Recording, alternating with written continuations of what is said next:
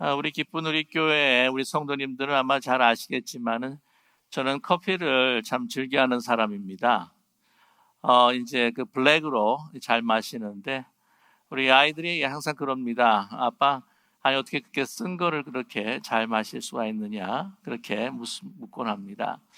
제가 이 본래 이게 블랙 커피를 처음부터 마신 것은 아닙니다.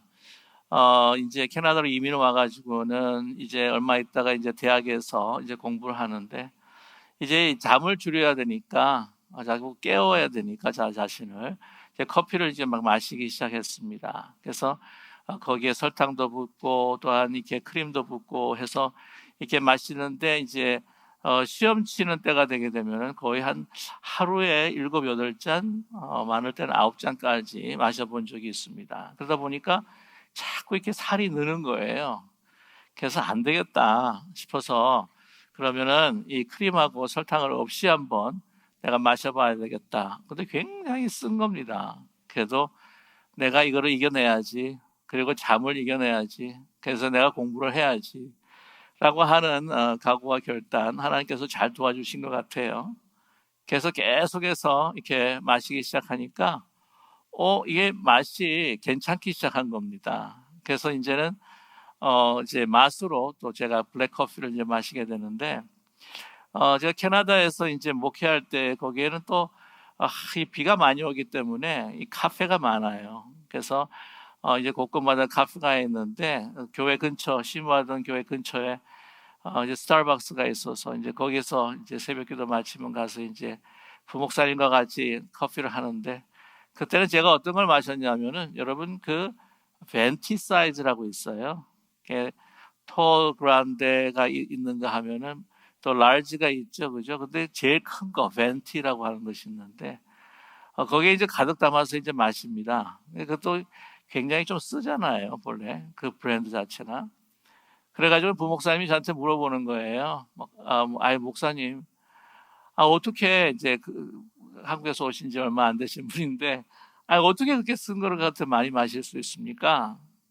그랬는데 그때 좀 제가 그 부목사님한테 멋지게 보이고 싶었던 것 같아요. 뭐라고 이야기했냐면 인생이 쓰기 때문에 이것도 답니다. 라고 이렇게 말한 적이 있습니다. 꼭 그런 건 아니고요. 우리 믿음의 어르신들 정말 그 인생에 있어서 저보다 오래 사셨고 인생의 고절을 정말 깊은 고통과 아픔들을 경험하신 분이 하면은 뭐 인생의 쓴맛을 제가 뭐 알겠습니까? 그런데 오늘 이 본문 가운데 예레미야 예가를 노래하고 있는 슬프게 노래하고 있는 이 예레미야 이는 진정 인생의 쓴맛이었던 것인지 그는 너무나 잘 알고 있다고 하는 것이죠. 오늘 19절 말씀에 보게 되면 내 고초의 재난 곧 쑥과 담즙을 하나님 기억해 주시기로 원합니다 라고 이렇게 노래하며 기도하고 있습니다.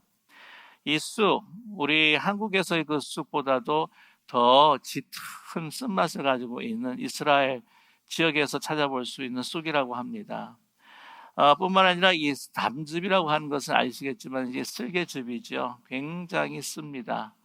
또한 이것이 또 어느 정도의 또 약효과, 페인킬러가 있어가지고는 좀 사람의 신경을 둔하게 만드는 경우도 있다고 그렇게 이야기를 하는데 이 쑥과 이 쓸개즙만큼 내 인생이 정말 씁니다. 나의 경험이 이렇게 쓰디 씁니다. 라고 이것을 기억해 주십시오. 라고 하나님 앞에 부르짖고 있습니다. 이 많은 선지자가 있지만은 그 선지자들 가운데서 가장 비운의 선지자라고 한다면 누구를 꼽을 수가 있을까요? 바로 이 예레미야 선지자입니다. 이 예레미야 선지자에게는요, 그 이름이 있습니다. 별명이 있습니다. 여러분 잘 아시겠지만 눈물의 선지자입니다. 그는 늘 울고 다녔습니다. 여러 가지 고통과 또한 이스라엘 백성들의 하나님 앞에서 그 참혹한 죄를 그 저지를 때에 안타까운 나머지 눈물을 흘렸고 또한 그 이스라엘 백성들에게 하나님의 말씀을 전함에도 불구하고 또한 감옥 생활로 또 이렇게 매맞는 것으로 사람들의 오해를 받고 질시받고 하는 그러한 고통으로 올 때도 눈물을 흘렸습니다.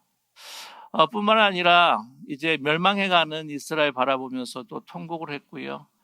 또한 오늘 이 말씀에서 이야기하는 것처럼 이제 이스라엘이 바벨론에 의해서 완전히 이제 멸망하고 난 다음에 이제는 돌 위에 돌 하나 남지 않는 성전을 바라보면서 성벽을 또한 바라보면서 무참하게 정말 짓밟혀버린 그 예루살렘을 보면서 통곡했던 사람이 바로 이 비운의 선지자 예레미야입니다. 예레미야는 다른 선지자들만큼보다도 더 오랫동안 사역을 한 사람이었습니다.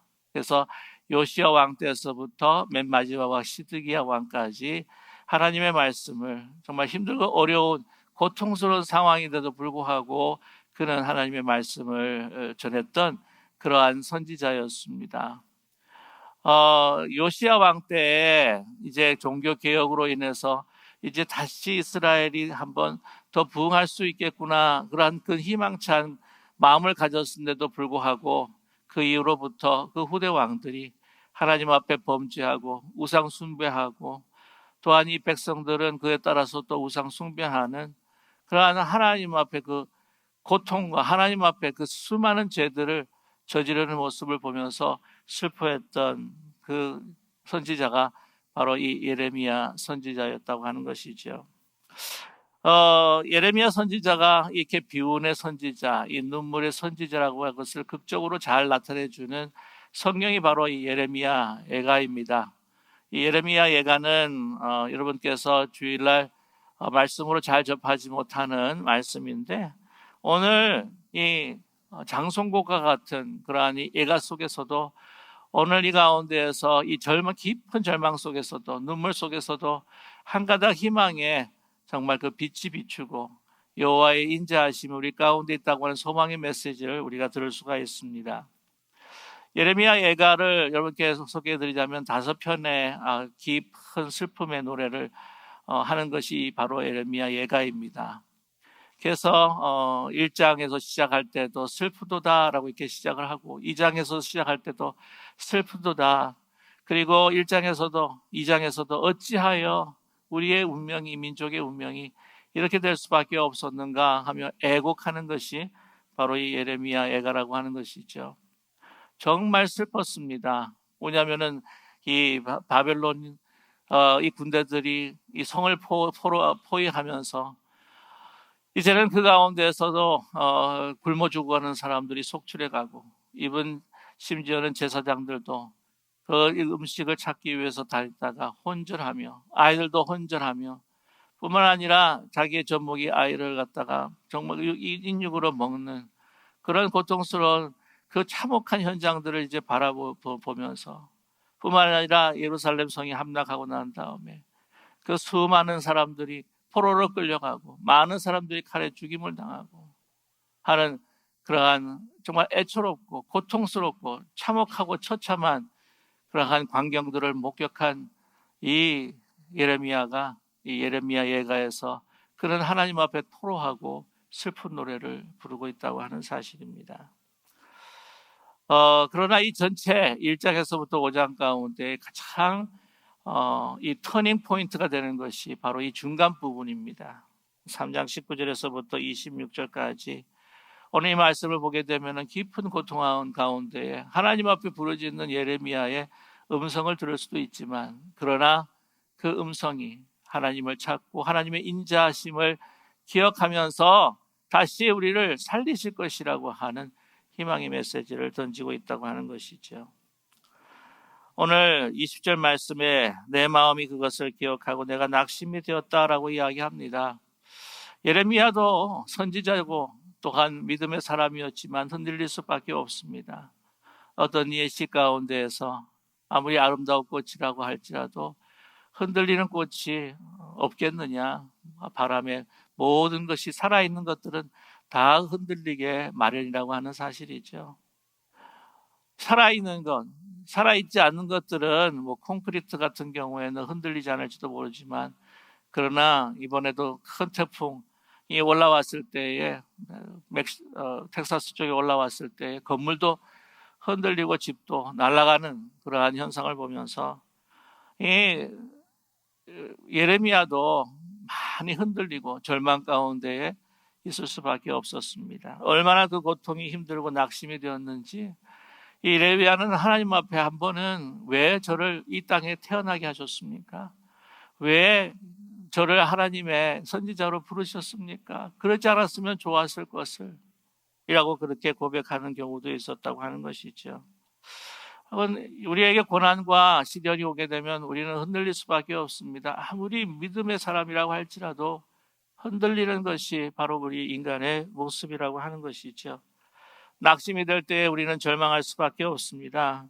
그러나 오늘 그 절망이 우리 믿는 자에게는 절망으로 끝나는 것이 아니라 새로운 하나님의 소망으로 싹튼다고 하는 것을 오늘 이 예레미야는 이 애가에서 노래하며 또한 기도하고 있습니다. 21절의 말씀에 이것을 내가 내 마음에 담아 두었더니 그것이 오히려 나의 소망이 되었사옴은, 그 이유를 이야기하는데 22절에 여호와의 인자와 그 긍휼이 무궁하심으로 우리가 진멸되지 아니함이니라 라고 이렇게 그는 기도하며 또한 노래하고 있습니다.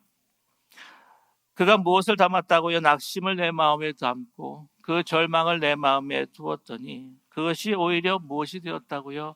소망이 되었다는 것이죠. 철저히 기어로케고르는 이렇게 이야기합니다. 철저히 절망하는 이는 결코 죽지 않는다.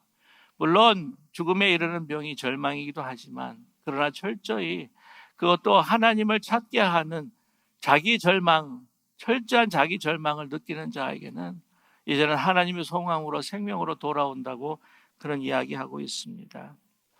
저와 여러분, 이 절망이라고 하는 것, 예레미야가 지금 경험하고 있는 절망이라고 하는 것은 그가 어떻게 해볼 수 없는, 그 민족이 어떻게 해결할 수 없는 깊고 깊은 절망이라고 하는 것이죠.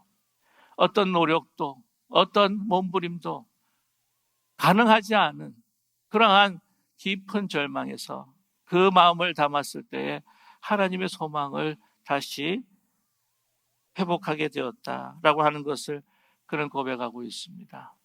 여러분, 우리가 희망이라고 이야기할 때에 가끔은 혼돈할 때가 있습니다. 우리가 힘들지만 내가 어떻게 이걸 잘 극복해 봐야지, 그리고 모든 것이 잘 될 거야 라고 하는 낙관적인 생각, 그것을 우리가 희망이라고 생각할 때가 있습니다.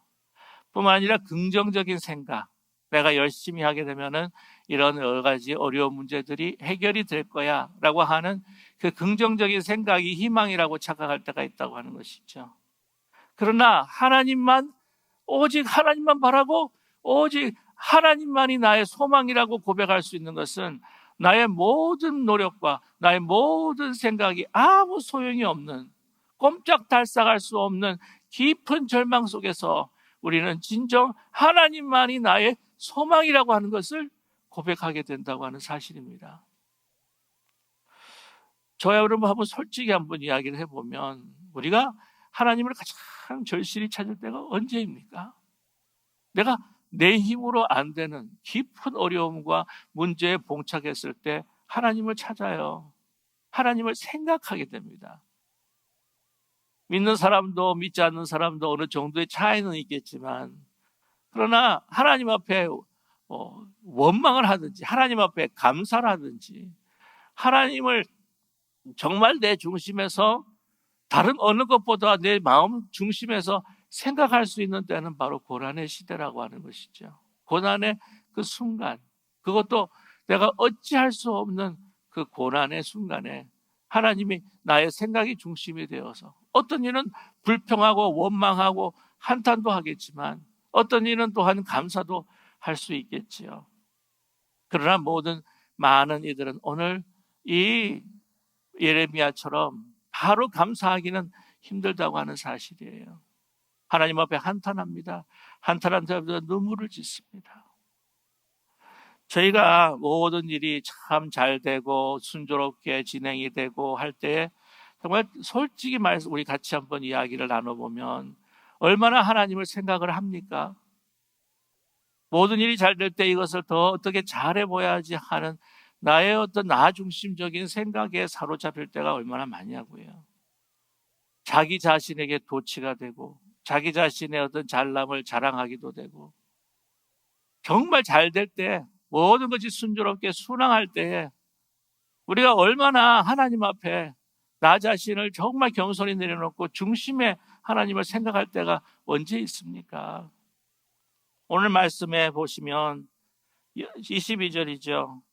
지금 초토화되어 있는 이 이스라엘의 상황, 예루살렘이 무너지고 그들이 하나님의 임재로 인하여서 우리는 안전하다, 평화다라고 이렇게 헛된 허망한 부르짖음을 할 수 있었던 성전마저도 완전히 무너져 버렸을 때 우리가 끝났다고 생각하지만 가만히 생각해 보면 이 모든 민족들을 다 진멸하신 것이 아니라고 하는 사실입니다.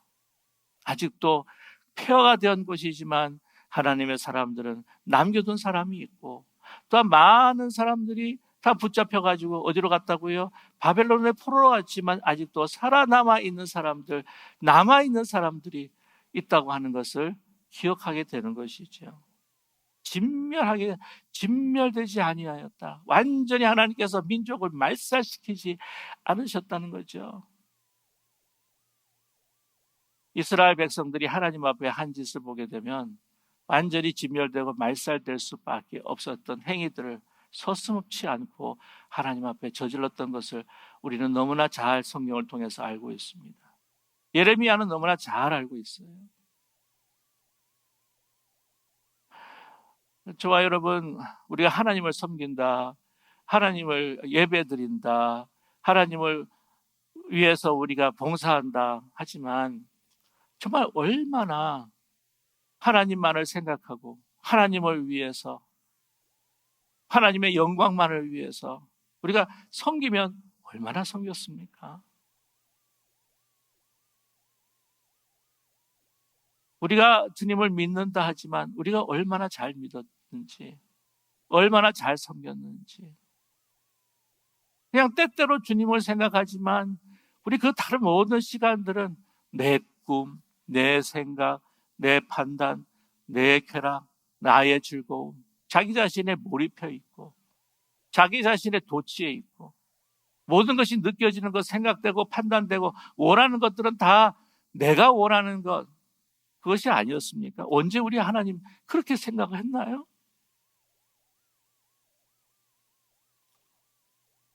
나를 위해 생각하는 시간들이 얼마나 되느냐, 내어놓으라고 하신다면 얼마나 될까요? 주일날에 한번 예배 드리는 것, 또한 새벽 아침에 드리는 그 시간들, 그 외에는 이 모든 것들이 다 하나님 것임에도 불구하고 우리는 다 내 것으로 살지 않았습니까? 그때 고난이 오게 되면은 그때 또 하나님 앞에 또 원망을 하게 되잖아요. 우리 깊이 살펴보면 우리가 아무리 잘했다고 할지라도 죄악의 무게를 생각하면 우리는 다 진멸될 수밖에 없었던 존재라고 하는 것을 우리는 잊지 말아야 할 것입니다. 그러나 우리를 계속해서 은혜로 살려두시는 거죠. 하나님께서는요, 이스라엘 백성들을 향하신 크신 계획이 사실은 있었습니다. 그들을 진멸하시는 것 같고 그들을 심판하신 것 같지만 그들을 새롭게 하시기 위해 흩으셨고 그들을 새롭게 하시기 위해 고난을 주셨다고 하는 사실을 잊지 않는 우리 모두가 되기를 간절히 소망합니다. 여러분, 성전이 무너졌지만 그들이 바벨론으로 끌려가서 포로시대 때 성전을 바라보며 무엇을 세웠습니까? 공회당을 세웠습니다. 뿐만이 아니라 그들의 이 처참한 이 운명 가운데에 그대로 그 이방의 땅에서 죽어갈 수밖에 없다고 하는 그 사실 속에서 그들은 현실의 하나님의 왕국뿐만이 아니라 그들은 내세를 향한 죽음 이후에 하나님의 나라를 꿈꾸면서 그때부터 부활의 신앙, 종말의 신앙이 싹트기 시작했다는 거예요. 그러한 사건이 어디까지 이어집니까? 바로 예수 그리스도의 오심과 또한 이 공회당이 이제 교회로 변하고 또한 예수 그리스도의 그 부활의 사상이 이 유대 사람들뿐만이 아니라 많은 이들에게 전해줄 수 있는 그 먼저의 계기가 어디서부터 시작됐느냐? 바로 이 공회당, 성전이 무너지고 흩어짐에 있어서 하나님의 역사가 시작되었다고 하는 것이죠. 하나님은 그들을 완전히 진멸하고자 하는 것이 아니라 새로운 이스라엘 백성으로 세워주시기 위한 하나님의 역사의 시작이었다고 하는 것을 잊지 않는 우리 모두가 되기를 간절히 원합니다.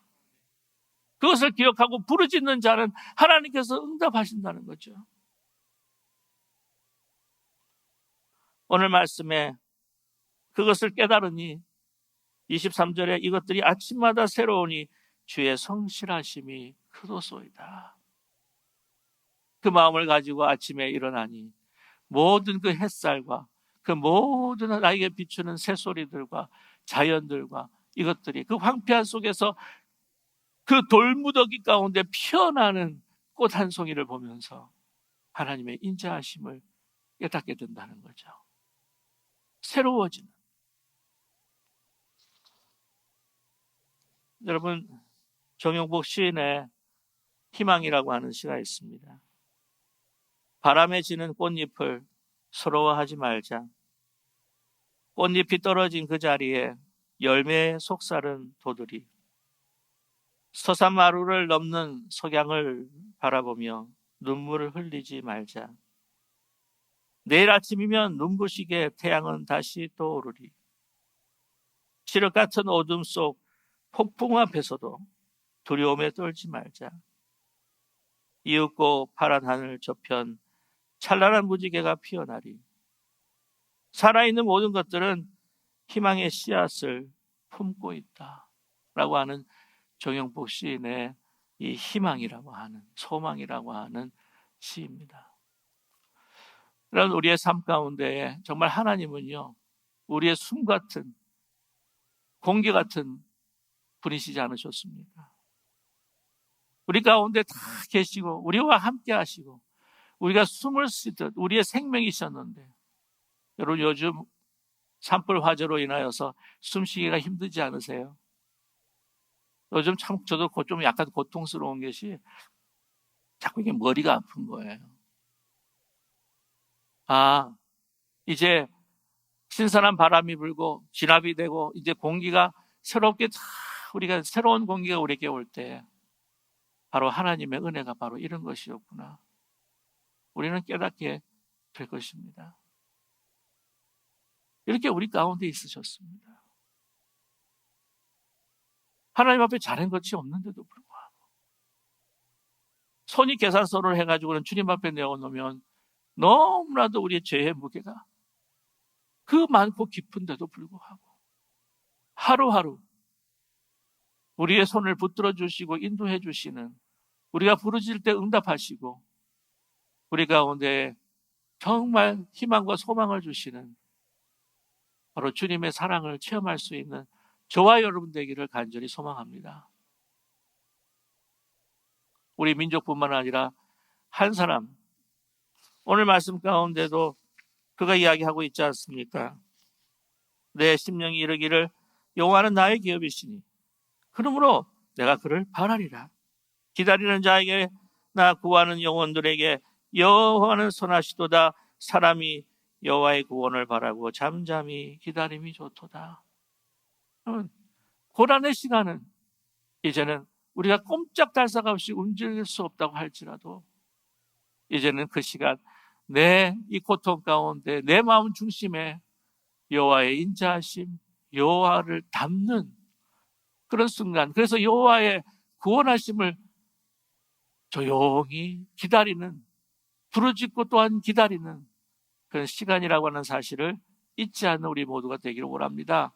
그 시간 속에서 하나님은 더 가까이 우리에게 오신다고 하는 사실이죠.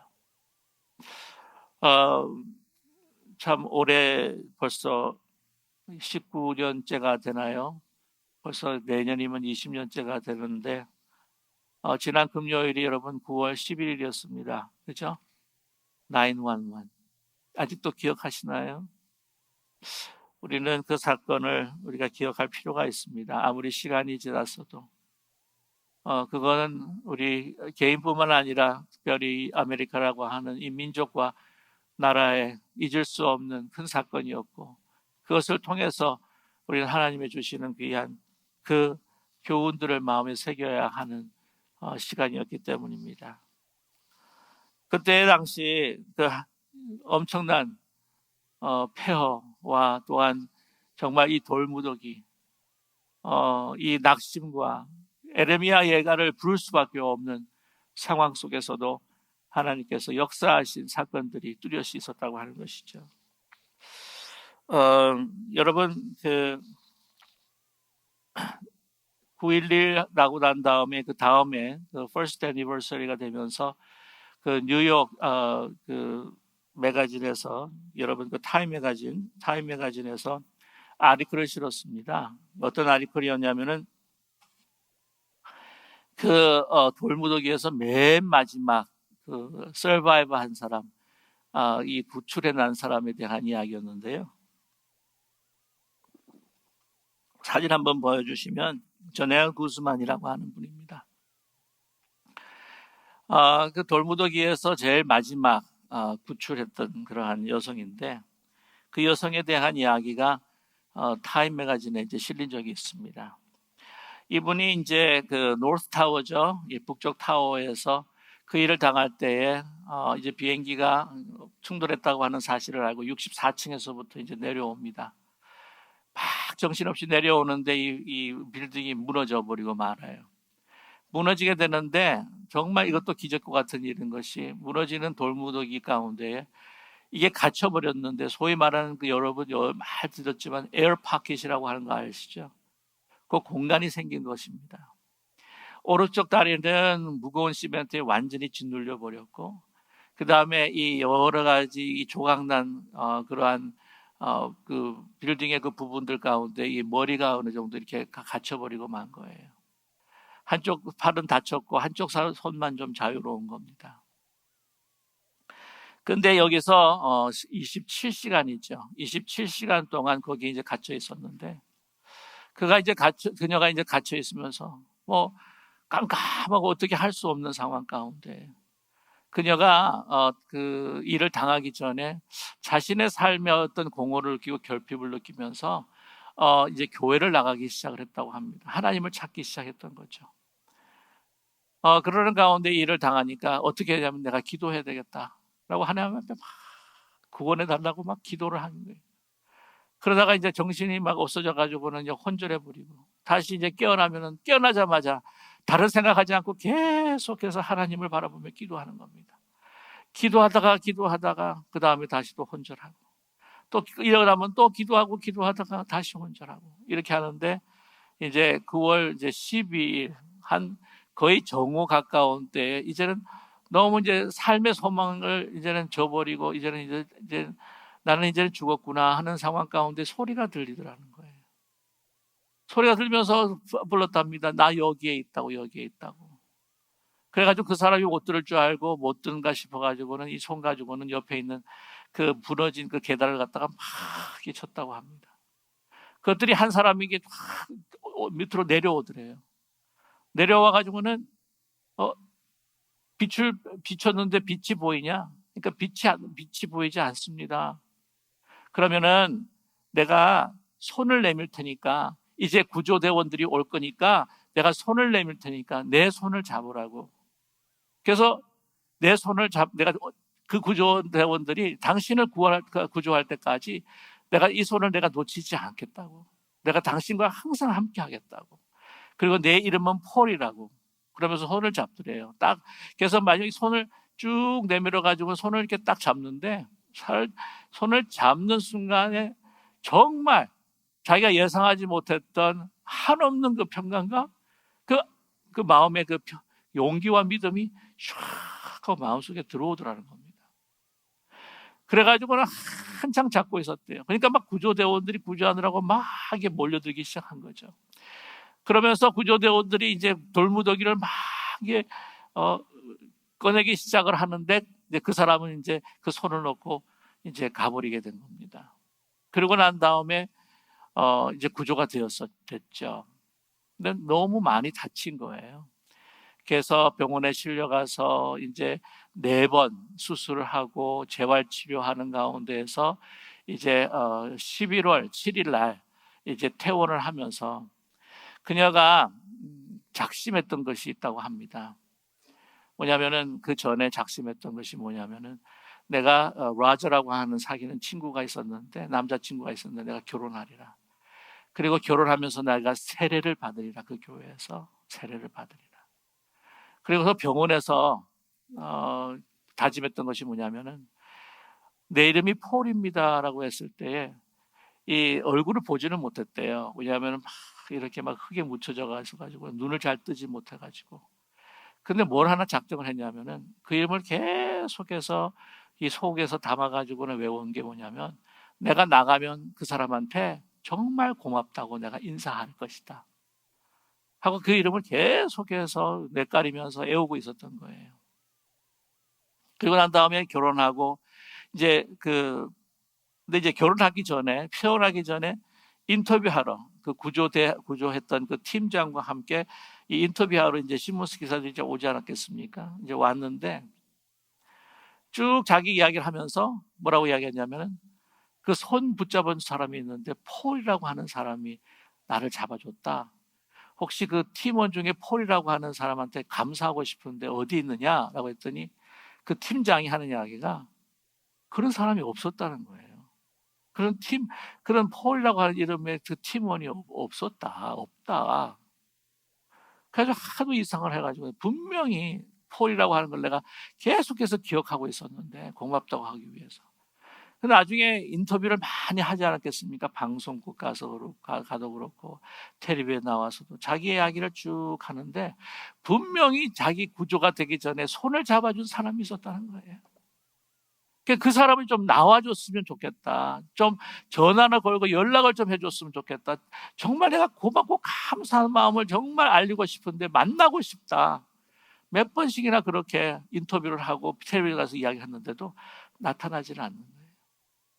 그래서 그녀가 결론을 내렸다고 합니다. 아, 이거는 하나님께서 보내주신 사자구나. 그 희망을 버리지 않도록 내 손을 붙들어 주시는 바로 하나님이시구나. 하나님의 사자였구나. 라고 하는 것을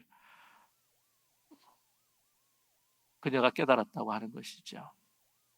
부르짖을 때, 여호와를 기도하며 바랄 때 우리의 손을 붙들어 주시고 우리 가까이 오셔서 우리에게 한없는 소망을 주시는 하나님이신 줄로 분명히 믿습니다. 오늘 갑자기 놀랐던 건 뭐냐면 말씀 성경 봉독 후에 두 분이 집사님과 사모님이 이제 찬양을 하는데 하나님 내 손을 잡아 주십시오 라고 하는 그 가사를 들으면서 저도 참 많은 전율을 이미 말씀을 전하기에 전율을 느꼈습니다. 여러분 결코 놓지 않으실 것입니다. 그것이 바로 이 십자가를 통해서 우리에게 보여주시는 하나님의 그 인자하심, 우리의 죄의 무게가 그래서 진멸받을 수밖에 없는 우리의 인생이지만 그러나 하나님의 인자하심이 너무나 크시다고 하는 것을 십자가에서 보여주신 그 주님께서 저와 여러분의 손을 꼭 붙들어 주시고 저와 여러분을 선한 길로 주의 나라로 주의 구원의 길로 늘 인도해 주실 줄로 분명히 믿습니다. 끝으로 이 말씀이 끝나고 난 다음에 우리가 찬양할 것이 484장이에요. 내 마음에 주여 소망되소서. 제가 이 노래를 다른 찬송가도 참 좋아하지만 이 찬송가를 참 좋아합니다. 이 찬송가는 아일랜드에서부터 이제 시작을 했는데 아일랜드의 역사라고 하는 것은 고통의 역사예요. 일찍이 그곳에 복음이 전해져서 여러분 잘 아시겠지만 세인트 패트릭스 데이라고 하는 것도 있고 그러나 그 바이킹의 그 침략 그리고 여러 가지 그 외부의 그 침략뿐만 아니라 기근으로 인해서 800만 그 인구가 100만이 굶어 죽고 100만이 그 땅을 떠나는 그런 고통도 있었습니다. 또한 오랫동안 영국에도 지배로 인하여서 참 슬픔이 많은 그러한 나라가 이 아일랜드인데도 불구하고 그 아일랜드에서 전통적으로 잘 즐겨 많은 이들의 사랑을 받은 이 찬송가가 바울 484장 내 마음의 주여 소망되소서 주는 나의 기업이라고 하는 이 찬양을 부르시면서 주의 손을 꼭 붙들고 주님만을 바라보는 주의 인자하심이 우리 가운데 넘쳐 흐르시는 오늘 복된 시간이 되시기를 주님의 이름으로 간절히 축원합니다. 기도하겠습니다.